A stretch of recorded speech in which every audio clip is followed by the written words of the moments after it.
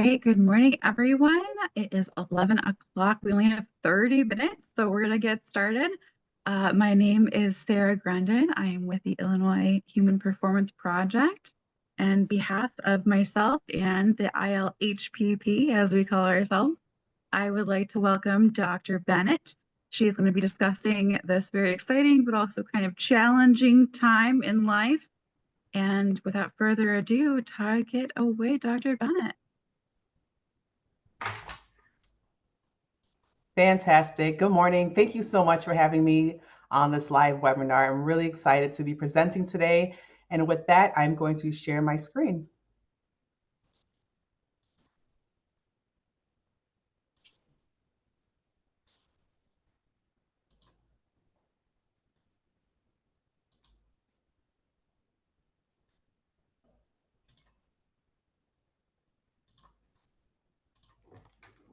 All right, so today we're going to be talking about moving forward. How do we navigate life after high school graduation? So whether you yourself are the newly high school graduate or postgraduate or a support system of someone who has recently graduated.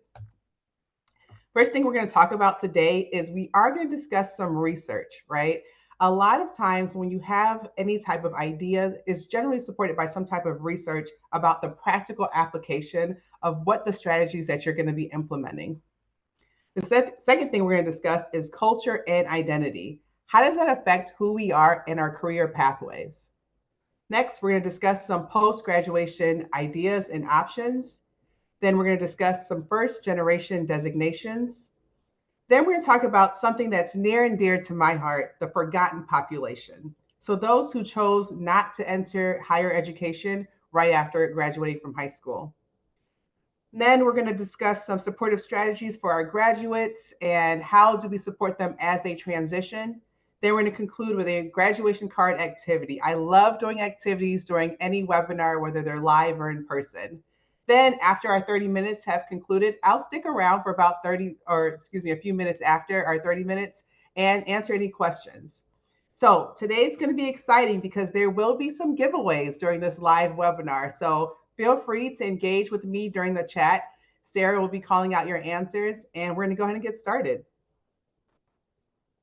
So we have three key takeaways for our webinar today. The first takeaway is that we're going to explore graduates' identity and their culture. Okay. The second is we're going to identify all post-graduation options. Third, we're going to create supportive strategies for our graduate. Now, with these three takeaways, I really want the theme for our overall presentation today is to normalize the different. Okay. And what that means is that moving forward after today and every day moving on, we're going to think about viable career options that are non-traditional and non-traditional pathways that can best support our high school graduates. Okay. We're going to give ourselves permission today to do something different. All right, research. As a scholar, I understand, love, and appreciate what research is. And so I'm going to give you a little bit about an explanation about how do we use research, why is it important, and then how do we actually apply it. Okay, so consider research to be more of a guiding principle. Okay, so anything that is said during this presentation isn't necessarily opinion based, but it's rooted in research. And so I use two specific research strategies to support my perspectives of how to best transition after high school. The first one is going to be networks of reciprocity. Okay. And what this means is that it's all about mutual connections of how you benefit one another. And we're going to talk a little bit more of that on the other slides to come. The second one is social capital. And social capital theory is a theory that's based on a premise that a network provides value to the members by allowing them access to social resources that are embedded within the network. Both of these guiding principles really support the theory and the notion that we need networks, we need mentors, we need relationships to help us to cultivate environments that's going to best help us to make better supportive decisions for ourselves as we move on through higher education or not. Okay? Next. All right, so we have young Junelle on the right-hand side of your screen, and in the middle of your screen, we have Dr. Bennett, right? it's always interesting to me when we think about how we grow up, what our family background is, how we were raised, how does that impact who we are? It's funny that I'm holding a book that says, "Who am I?" So clearly, for years and years and decades, I've been asking that question about who am I? But as I began to do research and as I began to start to understand how different practices come into play about how we become who we are, I understand that culture is embedded in our family upbringing. So it affects how we relationship build, how we address conflict, what our beliefs are, what are our values. And that's really important because that's going to determine what career pathway you choose, whether that's the education route or going straight into the workforce. And that's really important because if you come from a family that values education and educational attainment, that's going to be more likely you're tracked, whether it's volunteering or not. But you're going to be more pushed in that area to go in that track to be more, education bound, right? And so if your family is all teachers, your mom's a teacher, your grandma's a teacher, your great grandmother's a teacher, the likelihood of you becoming a teacher is high. Same thing for the medical field. And so when we start thinking about what is important to our family, our culture, our identity, it's really deeply rooted in how we were raised. Maybe your family is on the other end of the spectrum where providing for yourself and others and your family and loved one is priority and you can see immediate returns on working right away. That might be a priority. And so, therefore, going into the educational atmosphere of higher education may not be pushed as much as going immediately into the workforce. Okay. When we talk about identity, identity surpasses race. It surpasses gender, ability, age, religious beliefs, or political affiliations.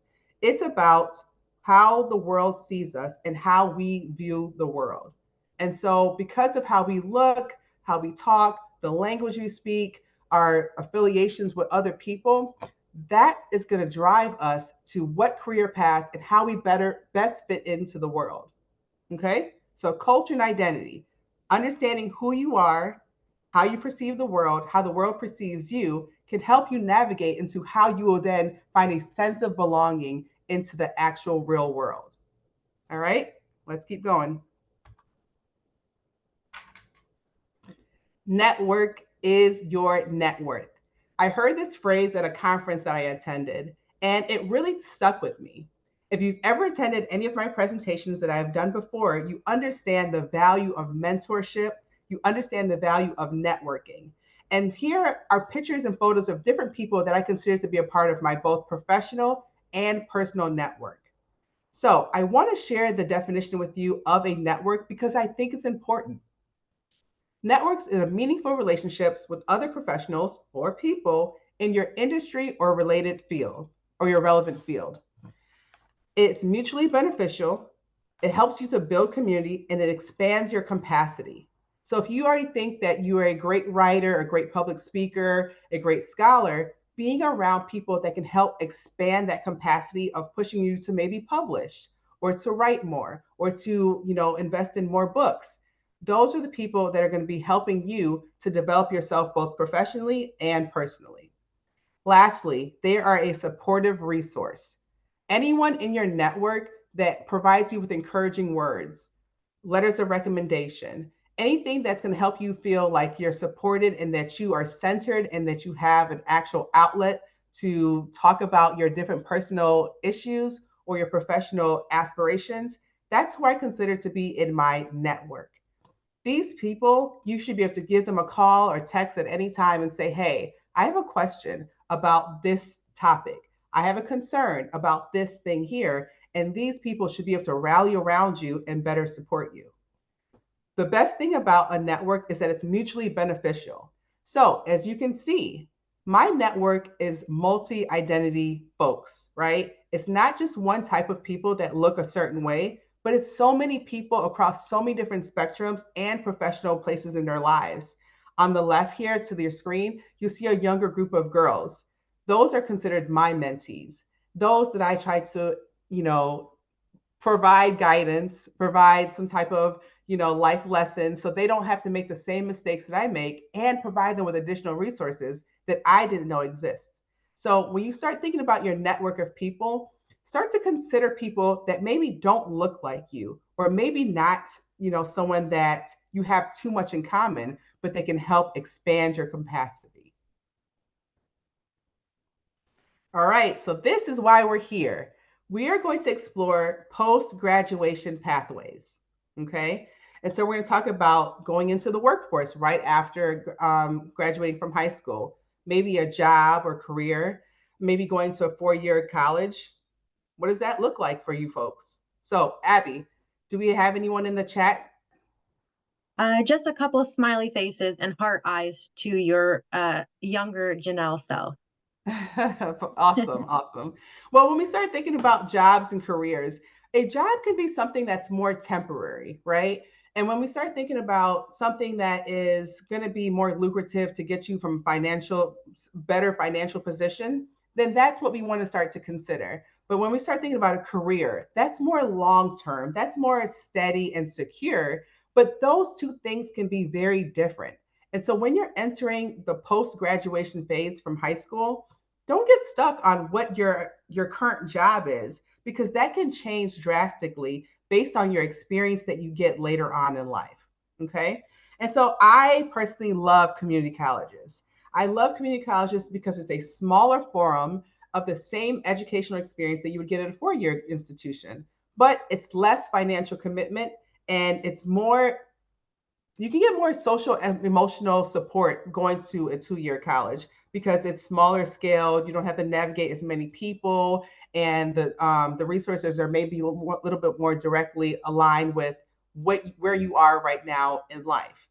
When we talk about universities, I tend to think of universities as you are ready to navigate more independent learning style. Okay. So you know what your career path would be, or I like college, I like school, but you know what? I need permanent housing. And so I'm going to transition into a 4-year institution to make sure I secure housing at least 9 to 12 months out the year, right? In order to get away from maybe your home environment, or to keep yourself safer in a different way. So start thinking about different reasons that people go to different places. Trade school. I think the trade schools are so underestimated. Trade schools are institutions that offer training for a specific job. And students that attend trade schools, they learn skills needed for their chosen career path. So if you want to become an electrician, right? If you want to become a mechanic, if you want to become an esthetician, you don't necessarily have to go to a 4-year college or a community college to get those types of certifications. Or you know what? Maybe you want to join the military and serve our country. That's also a viable option. Maybe it's something that your family has done and it's a generational honor. That's something to consider, and another reason that people choose that pathway. A lot of times that the next bullet point, when you care for your family or you're the sole caretaker, when you're in high school, you're going from pretty much 7:30 to about 2:30, 3 o'clock. Okay, you're away at school all day. You don't have the same time and opportunity to take care of your loved ones as you would if you had more time and availability. So graduating high school can mean a lot of things for a lot of different folks. And that can mean you have more time to take care of your loved one, right? It could be an elderly parent, it could be a sibling, it could be someone in the household who needs more care. And now that you're not bogged down by school and activities and clubs, you now have more time to give them that attention they need. And I think sometimes we don't really consider that when we see that people don't go off to college right away. So let's start thinking and changing our mindset about post graduation pathways and the reasons why people do it. Next, what if you want to become an entrepreneur? Maybe there is a skill or service that doesn't exist right now, or that you feel like you can build on. Entrepreneurship is a great way to do that, but it does not have to happen within the confines of higher education, trade school, or something like that. Okay? Gap year. I think this is such an interesting phenomenon because it's something that we don't really talk about in our American culture. European countries talk about it, and it's really a time and opportunity to give our students time, whether that's a year off school to travel, to recenter themselves, to save money, or to just be, right? They went through 4 years of high school, and no matter what school you went to, there are challenges that happen in any high school setting, especially socially and emotionally. And so maybe they just need a year off to just be. How do we support our postgraduates in that gap year era? All right, one of my favorite slides, first generation designations. This is so important because as a first generation American myself, I understand how different and difficult and challenging it has been transitioning from a very, strict Caribbean household to now a more Americanized society where you have more options and your decisions aren't necessarily made for you. And so I want to know from our chat, Sarah, how many people are first gen designation, right? Whether that's first gen designation American, high school graduate, college student, college graduate, graduate school student, or graduate school graduate. How many first gen designations do we have online with us today? Go ahead and drop it in the chat. And then Sarah, you can go ahead and yell it out for me. All right, so they're still coming in. We've got some, oh man, they're coming real quick now. We've got some first gen, second gen, lots of first gen. Awesome. First gen, lots of them. Awesome.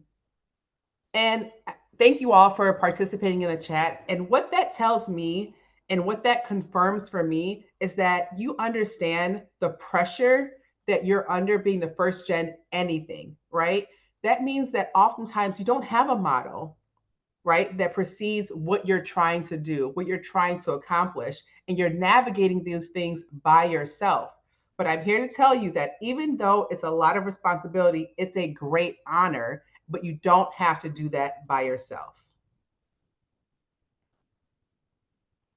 All right. So this is the interesting and what people think is the most common way to go from high school is to go straight into higher education. And if this is the route that you take, just like I took, that's fantastic. But there are resources, there are resources that you can use in order to transition yourself to be more prepared for going into going into college. Because a lot of times what some people don't understand or underestimate is the mental transition that it takes to get into higher education. It can be quite humbling because what worked in high school does not necessarily work in college, okay? Your straight A's in high school, your honors classes, your AP classes, those, while they translate credit-wise, they may not translate work ethic-wise when you're going into a higher education environment. So just to let you all know, when you're entering higher education, there are a lot of different resources. There's guidance counselors, academic advisors, financial aid counselors, career services, new student orientation, which every person should attend because that really gives you a good layout of what the campus community and atmosphere is all about, right? And so you get to see new student groups on campus. Sometimes there's student-led panels. And then the best thing of all is conversations with current graduates or current graduate or college students that are making it through. So people that are where you want to be and already overcome that challenge of being in school. And so this is a great resource for those considering going into higher education. Understand that if you're first gen or if you're going to college and you don't really have all the questions, don't worry about that. Ask questions because most colleges, if not all colleges, have some type of new student orientation setup that's set up to help you succeed and feel comfortable as you transition from your post high school graduation era. Okay.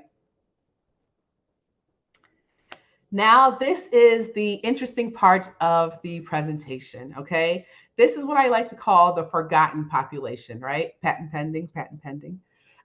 This is the 18 to 25-year-olds that did not choose the higher education route. What do we do with them? How do we help them? How do we guide them? Any ideas? How do we help somebody that's transitioning out of While I'm kind of waiting for the chat, Dr. Bennett, my first thought is to kind of give them that like emotional support and let them know that they are so valued regardless of what they're doing next. Absolutely. I am seeing some responses now, encouraging them to follow their dreams. I love that. Giving them some job opportunities. Oh my gosh, there's a lot coming in. Mentorship programs within the community, engage in a conversation with them about where they are at, give them options and find the reason they don't want to move forward. Ooh, that's a good Give one. them, yeah, that's a good one. Give them resources within the community to seek out. Encourage them to seek volunteer opportunities. I love that. Volunteer opportunities Wow. within fields they may be interested in. That's awesome. These responses are absolutely fantastic. Absolutely fantastic. And it shows that we have a better understanding of how to build community and support our postgraduates, right? Fantastic. Let's keep going. So, exactly what you all are saying is what I'm going to remind you all to do. But remember, this presentation is about giving ourselves permission to transit, to help transform our minds for this transition, okay? Feel free to take a picture of this slide of all of our options, right? Of course, there are workforce development centers that are trained and designed with computers and agents that are going to be there to help you to get these answers and fill out resumes and figure out who's hiring and how do you go to an interview and do mock interviews. There are opportunities for growth and development, okay? What if you decide, you know what, I'm going to work for a more factory type of job, right? The Amazons, the Targets, the 3M. That's totally fine because most jobs participate in on the job learning and training for different certifications.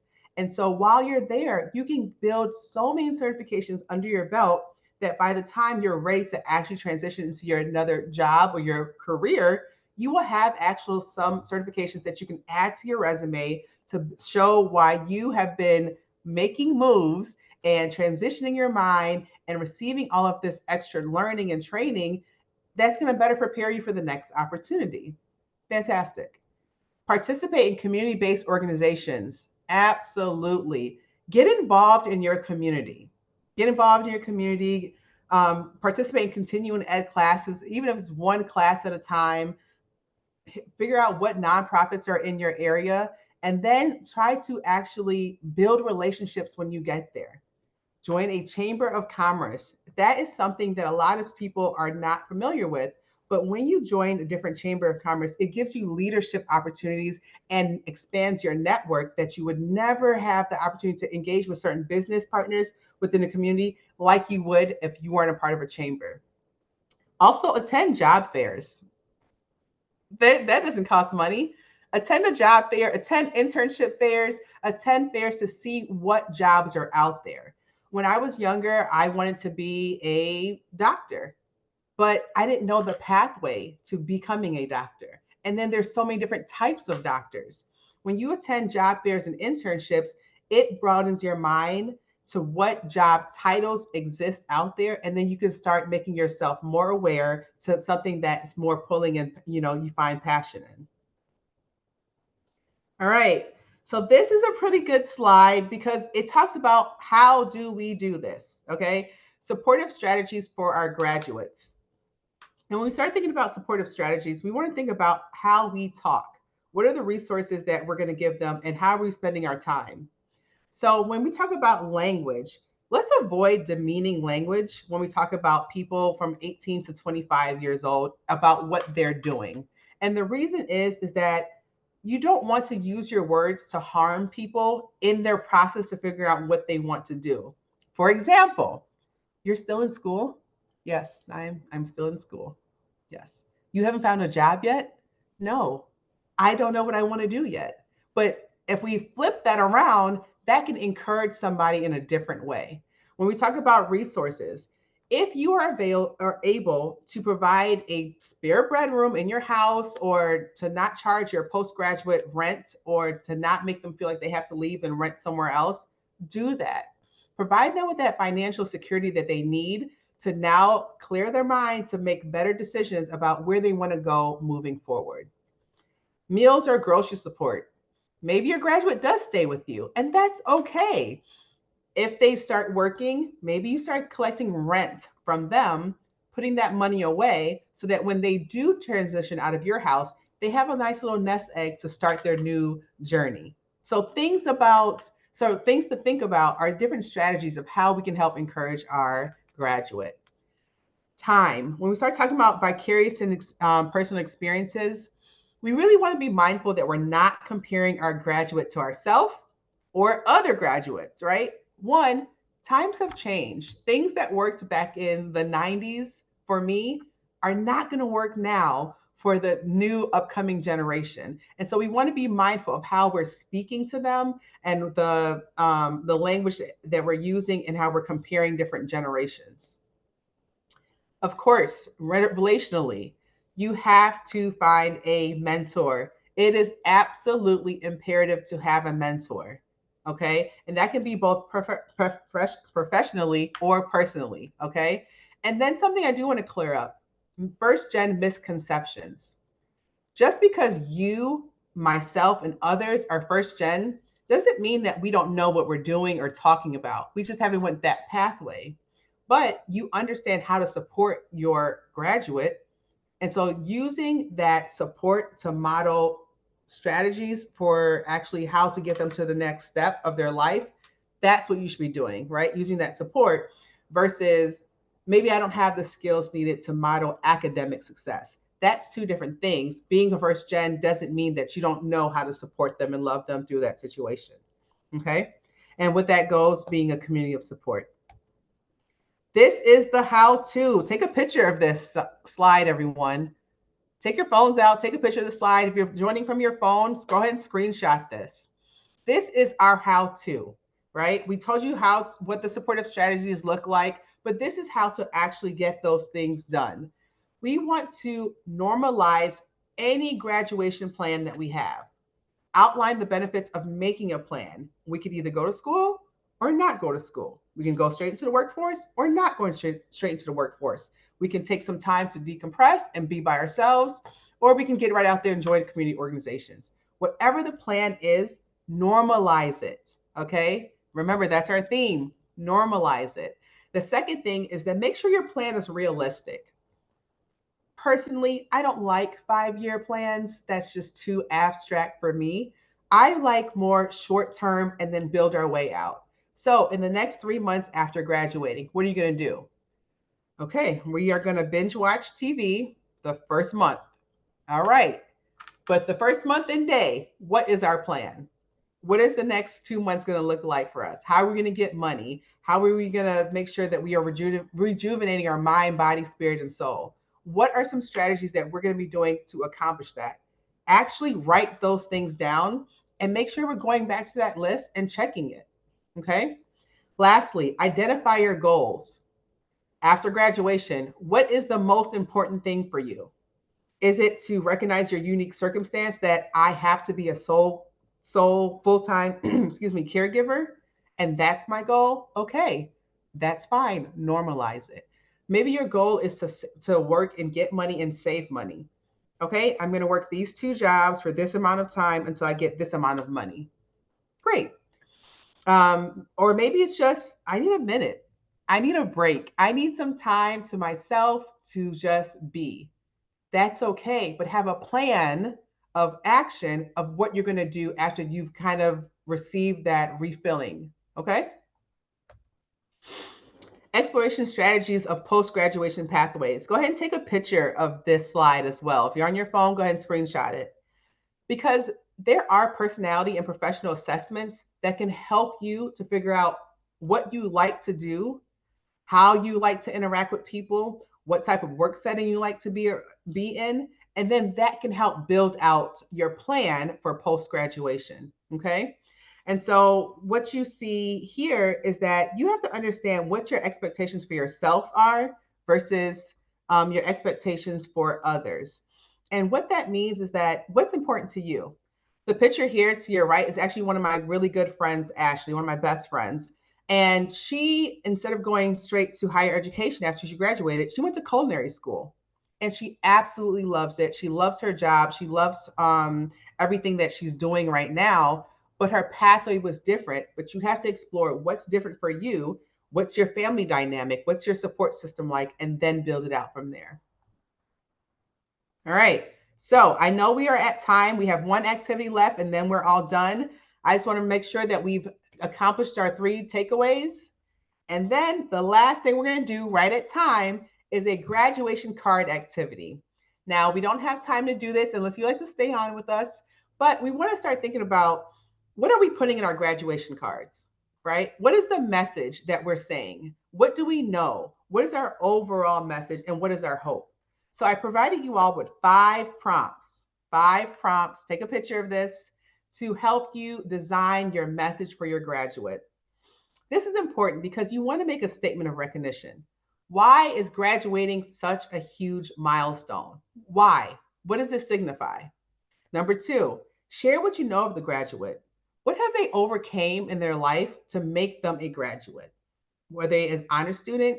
Were they a student athlete? Were they first generation? Did they overcome some type of death, illness, or tragedy in their lives and still persevered and made it through high school? Number 3, share how you feel about the graduate. That's a huge part of this whole normalizing the different. I'm proud of you. I'm excited for your next steps. Even if you don't know what they are, tell them what you feel about them. Number 4, use forward thinking language or statements. So think about the impact they're going to have on their community or any rest that they're going to get if you know they're not going off to college. Normalize that and put that in there. Lastly, honor and recognize how you'll celebrate them. Whether it's just through your words, a gift card, or encouragement, put it in there. All right. I'd be interested if someone wants to share how they would formulate a graduation card. And lastly, I just want to say thank you. Thank you for joining this live webinar. It's been great. It's been exciting putting this presentation together. Every photo that you've seen during the presentation is pictures of my colleagues, friends, family members that are all post-high school graduates. And their trajectory and their professional and personal paths are so different. Up in the right-hand corner is my little sister. She's a journeying tech game journey. What is she? She's a gaming, journalism, and tech major, or what is it? Gaming journalist. There you go. See, non-traditional. But everyone on here on the screen has a different pathway. And no matter what pathway you take or are taking to get to where you find passion, where you find satisfaction, where you find joy, normalize it and normalize the graduates, normalize their situation, normalize how you are interacting with them to make their experience better from transitioning from high school. Thank you so much. I'm going to turn it back over to Abby. There is a QR code. If you can scan that, I'll also drop it in the chat.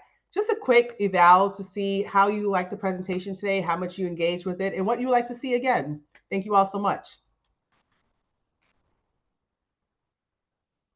All right. Thank you so much, Dr. Bennett. I am going to steal the screen for just a moment. And I am going to share with you our information here. We would love to stay in touch with you guys. If you would be willing to stay in touch with us.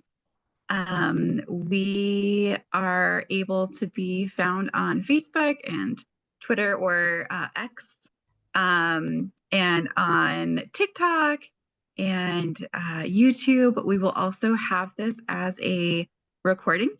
So if you guys want to come back, if there was a part in which you were like, oh, I didn't get that screenshot in time, feel free to come back. We will have this uploaded shortly. And Dr. Bennett will be here for a couple of minutes if you guys Absolutely. have any questions. I'm going to stop sharing so I can see my chat here. Yeah, I'll stay on for a few if anyone has any questions. And if anyone wants to share what they would have written in a, graduation card prompt, I would love to hear it. That'd be fantastic. We do have one question here. So Dr. Bennett, do you have any piece of advice for those who are interested in pursuing a master's or a doctorate degree? Yes. So I always tell students that grad school is so much easier than undergrad because there's an actual focus area of where you want to be, right? And so I think the first thing is finding the college or institution that has your focus. And so that means if you're going for master's in public health, but you really want master's in public administration, there's a difference. And because there's a difference, you have to find the institution that has that specific program that you can be most successful. The second thing I would love for everyone to do is get a graduate assistantship. Graduate assistantship, usually about 20 hours a week of you participating in some type of research project or working somewhere on campus, and that will pay for your college tuition. That is one of the best things and investments you can do for yourself, is doing an activity or a program that's going to help you to be debt free coming out of higher education.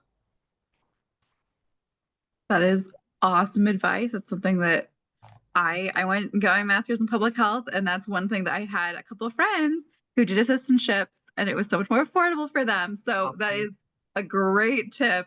I super appreciate that. I'm sure our viewer did here too. If we don't have any questions, I'm gonna give it like 30 seconds just in case someone's typing. If not, I just kind of want to remind everyone that we do have Dr. Bennett has an evaluation that if you could scan the QR code, that would be helpful for her. Yeah, We have one that as soon as you exit the chat, it'll just kind of automatically pop up for you. That helps us to provide services in the future. It helps us with funding so you can do this more.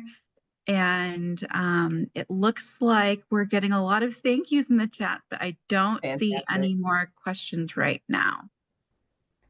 All right, so we do have a question. How do you guide someone who is first generation? Their parent isn't quite sure how to guide them. They really didn't want to go to college, but they're making the step to do so anyway. Okay. Just to clarify, the student didn't want to go to college or the parent didn't want them to go? It sounds like the student does not want to go to college. That is a very interesting and great question.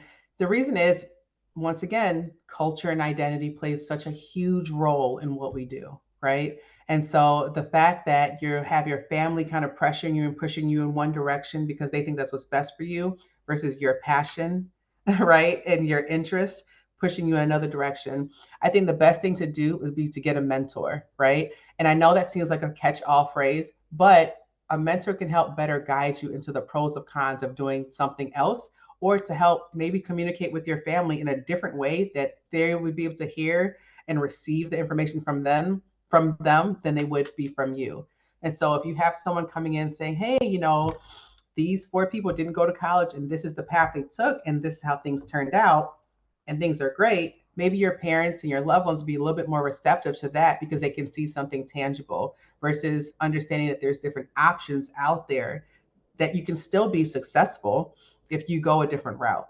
So finding a mentor, finding someone that can speak to you about your options and how to really relay that information to your loved one or your parents, and then also maybe bringing them in to have that conversation too with your family. Because once again, we want to start normalizing that there are many different pathways and options for us to choose. It doesn't have to be the traditional regimented route. I think that's great advice as someone who did not take the traditional route. This has all just been very validating, and I think it's been really helpful. And I kind of wish I could like go back in time and tell younger Sarah that like it is going to be okay, even though I'm not doing the traditional route, and that I am successful, and that success is defined in many different ways. So, all right. Well, thank you so much, Dr. Bennett. Thank you everyone for participating today, and we will be in touch soon. And again, as you leave, there will be an automated pop-up that will allow you to give us a little bit of feedback, and we'd super appreciate that. Perfect. All right. Thank you so much. Have a great day, Thank everyone. you so much.